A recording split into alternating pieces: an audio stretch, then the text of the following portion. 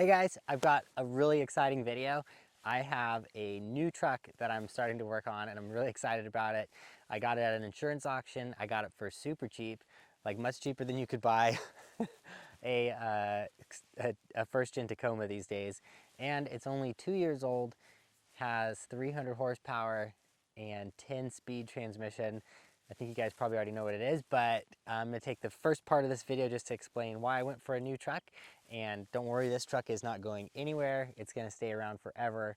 I'm not gonna sell it, so don't ask. And this next one is just gonna be version 2.0 of this, learning from what I learned on this truck and taking it onto another truck and getting another chance to go from the ground up and build all that stuff that I kind of miss building, like rock sliders and flatbed and fabricating everything. I haven't done that in a while and I really want to get into doing more of that. So yeah, just wanted to start this video off with letting you know this truck is not going anywhere. It's not for sale. I just have another build that I'm really excited about and excited to be sharing with you guys. So let's jump in the truck. I'm gonna drive home and I will explain all about it, and then we'll start the process from the day that I bought it until it showed up, and we'll go from there. All right, let's do it. Why did I get a new truck when I just got this one so dialed after a couple years of working on it? Well, couple big reasons. I would say 60% of it, maybe 70% of it, is just the fact that I miss working on the truck in like a fabrication sense. Like when I first got the truck, I just started, first time ever working on like fabrication, and I just really love it. Like I built rock sliders, I built the bumpers, I did of course the flatbed and the camper and stuff, and all those projects are kind of done, and I've already gone through like generation 3 of redoing most of them. So I just missed like being able to work on it. And I'm also at the point where the work that I'm doing on the truck now, it feels kind of like it's already like so dialed. The little things I want to change would be easier just to do from the ground up and leave this one be and just keep enjoying it. So yes, this truck is not going anywhere. It's going to stay in my driveway. I'm still going to use it. I'm still going to camp in it. I'm sure my family will use it at some point too. And the new truck is just another opportunity for me to kind of do it all over again, do it in a way where I have like an actual visual aid. I've done one. I've learned so much from it. I'm like just super excited in doing this again, and in having that opportunity to kind of share what I've learned and learn from you guys again and do all that stuff. So that's really a huge portion of wanting to do another truck. There's nothing wrong with this truck per se. This one is working awesome. It's supercharged. It's double locked. Well, triple locked is what people would call it because there's no center locker because it's a transfer case. But it's epic. It's onboard air. It's got the camper. It's got the flatbed. It's everything. So there's no reason to have to build a new one. I just want to build another one, and I want to do something a little different. And I think that one of the cool things about this truck when I built it was that they were still pretty affordable. First gen Tacomas were kind of like a good budget option that made a lot of sense because you could get them for relatively inexpensive. They last forever. They're 4-wheel drive. They're epic.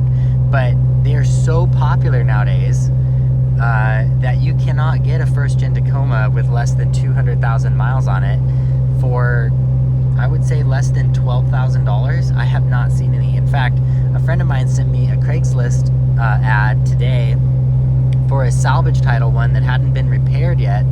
That this one only had 100,000 miles on it, but it was a first gen Tacoma, 4-door, 4-wheel drive.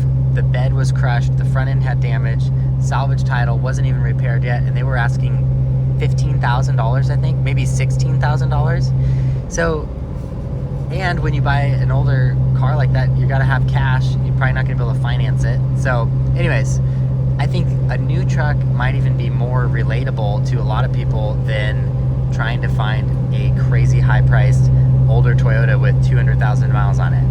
Now, Toyota fanboys, don't hate me. There's nothing wrong with that too. The Toyotas go forever. I think I probably already hit 300. Oh my God, I'm so close. Almost 300,000 miles on my truck. Almost exactly 300,000 miles on my truck, which means I've put 92,000 miles myself on this truck. So no major problems except for blowing up the transmission. But the point is, Toyotas go forever. But the point is also, they are super expensive now, and good luck finding one with less than 200,000 miles on it for under, you know, 12,000 bucks, at least in the West Coast. So I think that the truck that I chose, which you're going to see in a minute, is almost more relatable, because I bought it for $11,700. It's only 3 years old. It only has 60,000 miles on it. It has more horsepower, more gears, more comfortable interior, more amenities than this truck. And just the way that I'm going to be using the truck, just like this one, is like, I might be like, get a harebrained idea, like I want to go up to Vancouver, Washington. I want to go up to Seattle and do some trails, and I only have 4 days or 5 days or something, and if I drive overnight I can be there tomorrow. And that's kind of how a lot of my trips go. That's kind of how I do a lot of road trips, or want to do. And so that's a ton of road driving, and you want like a really comfortable truck or vehicle that can just do that really easily. And this truck can do it, but it's just a lot more fatigue than like a modern truck with a modern interior with twice the horsepower, with twice the gears. So that's my motivation. The other part of the motivation is to do another truck, is to just try and improve on what I did here. So I know it may not be a Toyota, it may not last as long as a Toyota, but I bought it for under 12 grand. It only has a quarter of the miles that were on this Toyota when I bought it. And I think I'm gonna get a lot of miles out of it before I have any major issues. So without further ado, let's begin build series video episode number 1 of the 2021 insurance auction salvaged Ford Ranger Tremor lariat interior flatbed camper build video. All right, enjoy. Are you guys excited? Yeah! Are you excited, Christian? Oh yeah! Should be here like any minute now. Fit. Okay, new truck getting delivered in less than 10 minutes. First time ever buying something from an insurance auction. I have no idea what to expect other than the photos that were posted online for the sale. And you can probably tell Can't wait! from the video that they don't really give that much detail. So could be holes in the seats somewhere, could be total mess under the hood, could be way better than we think. I don't know. I'm nervous. Are you nervous? Why Yeah. are you excited? Why are you nervous? Oh, Olivia, don't do that. Don't do that.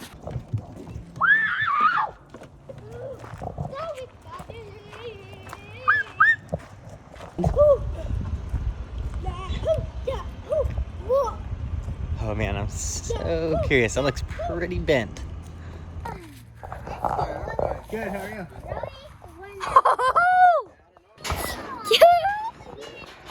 A new truck! How much you pay for this? The winning bid was $11,700. Yeah. What year is it? 2021. Oh, that's not bad. Yeah. So much fun! It's easy fix. But Yeah. Sometimes hard. Sometimes easy, sometimes hard. Yeah. Exactly. We can probably fix this. No, you guys aren't gonna fix it. Yes. Your dad's gonna fix Whoa. it. He has all the tools for it. Does it look too bad? No. Not too bad. I say it looks awesome. Oh, that's a good sign. Started up immediately. Woo-hoo! Hopefully it moves. Let's go, let's go. Got reverse. Woo, woo, woo. Woo, woo, woo. Wow! Just know I'm running because it's a little bumpy. Wow. It's got forward and reverse. That's good. Wow. It's ours. It's all ours. Look at that. It's just that little bend in the frame, I think, is what happens. Is my well, I hope so. These beds are like pretty expensive.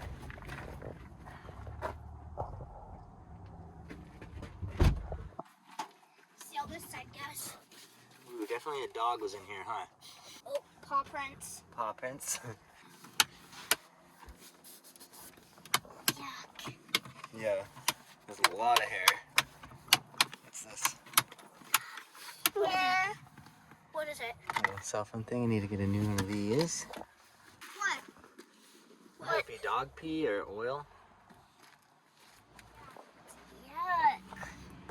Dog pee. Hold on, bud. Doggy pee. Yeah. If you don't want this something. Huh? Yeah, it's got a.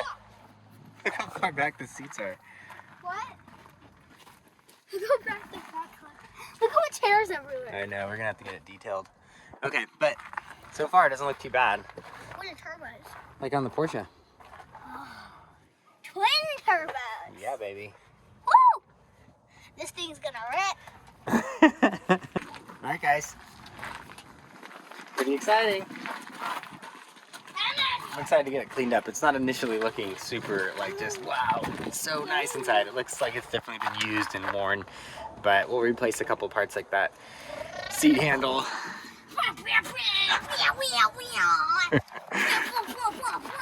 All right, come on out, Christian.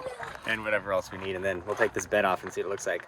But nice thing is, it looks like both tail lights are in there, bumper, bed stuff. I see the Ford emblem. Doesn't look like whoever had it really valued it inside, at least. But that's all right. All right, this will be fun.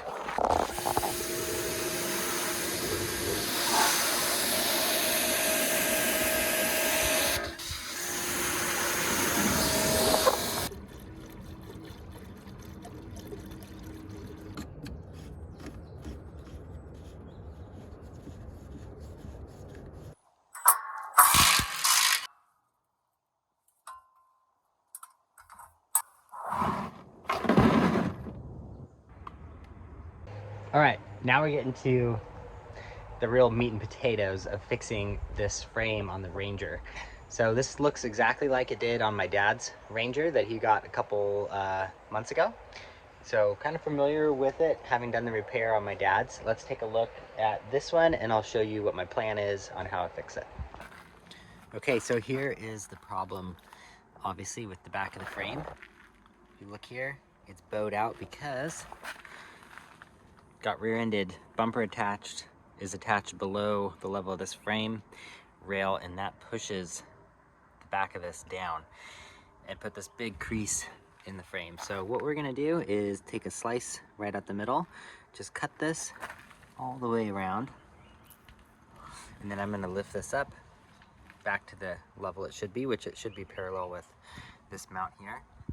And I've also got a measurement from here to here to double check, and then we'll hammer this flat, and then we'll weld it shut, and then we'll cut out the super bent up spot and put a plate, you know, patch in that. And once it's all cleaned up, welded and polished and flat, then we'll plate over the top and down the bottom. And I think that should do it for fixing the back of this, hopefully. That's what we're gonna try. Let's give it a go.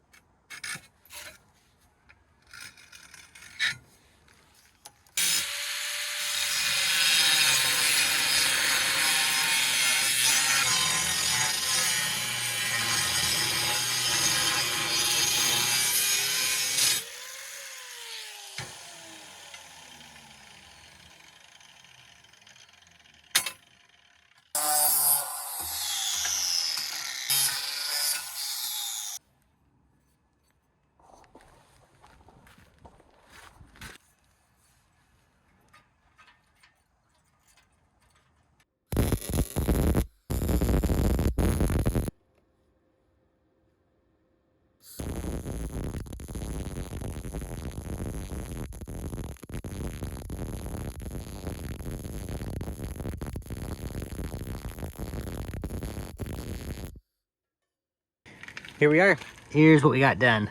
It's primed right now, and I'm gonna put a plate over the top. But before I do that, I think I'm actually gonna put it back together and find another Ranger that hasn't been in an accident and get measurements and scan it and make really nice plates and just make sure that this is perfectly matched up before I put a bunch of heavy plating on here and make it really hard to change. So did a ton of welding, cleaned it up.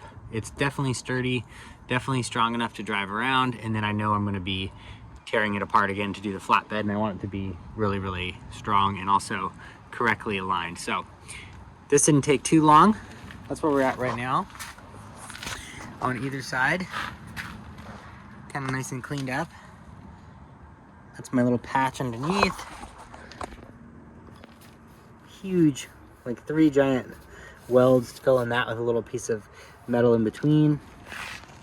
Same thing on this one. So definitely not going anywhere. But yeah, that's where we are after about one day and 4 hours. So probably about 8 hours total of working on the frame to get it to this point.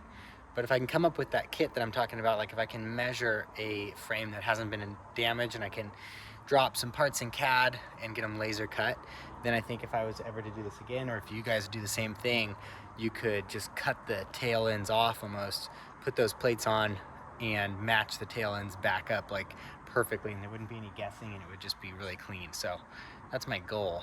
I think that wouldn't be too hard to do. But now the Tremor is ready to get put back together for now, and then I can work on the bed and trying to fix that big bend in the back, and check out my junk pile.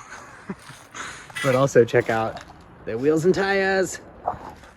I just want to get this thing back together and start putting the tires and flares on and all that kind of stuff. So that's where we are.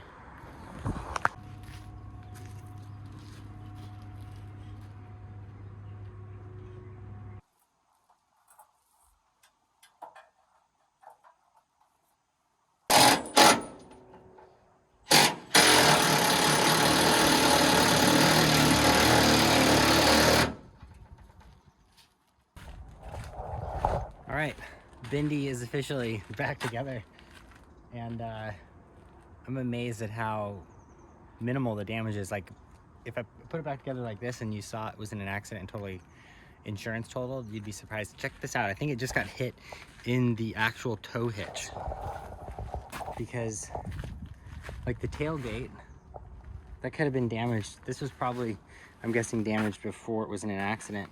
But what happened is it looks like it just got hit right here, and that pushed the bumper back enough to contact the tire and then pull down on the frame, which as you know, we straightened out and fixed in about 1 day. So it's back together. Let's go for our very first ever drive down the street. I'm actually pretty nervous. Well, not nervous, but I don't know, I haven't driven in it yet.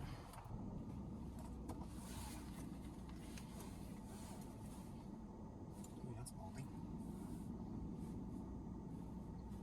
I got wet.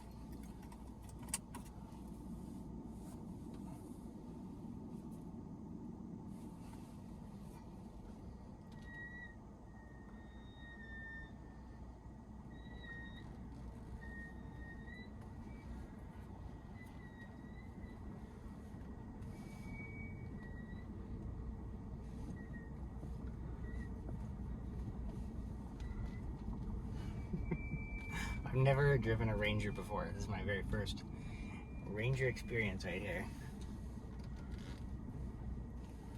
My very own salvage title Bindi boy.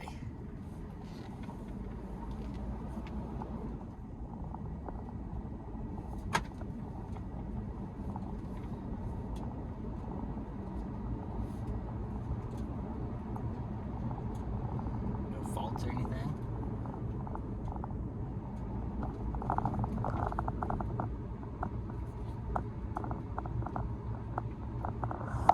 I mean, it feels like a new car. Nothing stands out at the moment as being an issue. Steering feels super tight. It's crazy.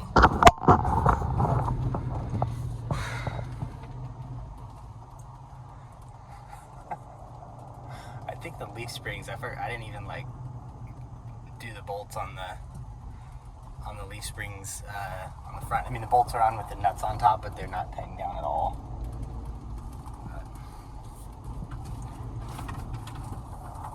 Suspension feels nice and smooth, not jittery. Like super damp.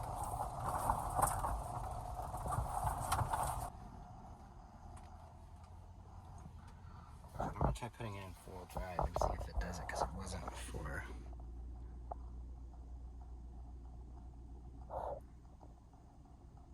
Still no 4-wheel drive. I'm gonna have to look into what that is. That's train modes.